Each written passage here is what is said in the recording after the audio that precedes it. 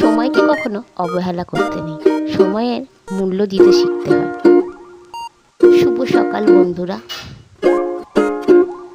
আশা করি সবাই ভালো আছো। আমার নতুন একটি ব্লগে সবাইকে স্বাগত জানাই। আমার উঠানে এই শিউলি গাছটি দেখুন কত শিউলি ফুল ফুটেছে। এই শিউলি ফুলগুলো বলে দেয় আগমনী বার্তা, মা আসছেন। শরতের বার্তা নিয়ে চলে আসে শিউলি ফুল আর কাশফুল।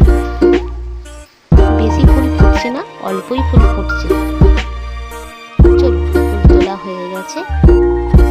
সকালের চা, সকালে জলখাবার খাওয়ার জন্য দুটো পাঁপড় ভাজবো।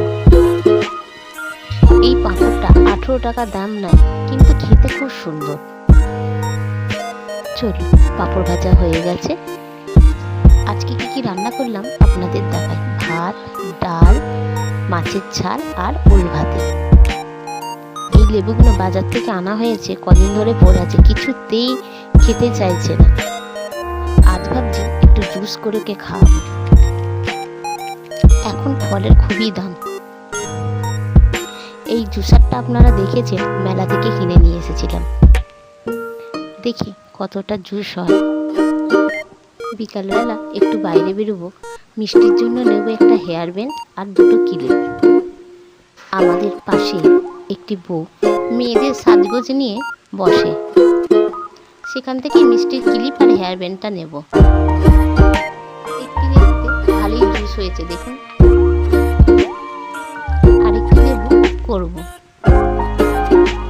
জুস হয়ে গেছে, এবার সিঞ্চনটা দিয়ে দেবো। অনেকটাই জুস হয়েছে। কিরে, কেমন হয়েছে জুসটা? খেয়ে বল। এই যে ক্লিপ কিনতে চলে এসেছি সিজার মায়ের কাছে। প্রতিদিন বিকালবেলা সিজার মা এখানে বসে। আমার একটা জিনিস দেখতে খুব ভালো লাগে, সময়ের মূল্যটা কি সুন্দরভাবে দিচ্ছে সিজার মা। চলুন, ক্লিপ আর হেয়ার ব্যান্ড নেওয়া হয়ে গেছে, চলে এসেছি আমি বাড়িতে। জামাটা হলুদ, কিন্তু হলুদ ক্লিপ পেলাম না, লাল ক্লিপই পেলাম, তো লাল ক্লিপটাই নিয়ে নিয়েছি। চলুন, জামাটা একবার আপনাদেরকে দেখাই।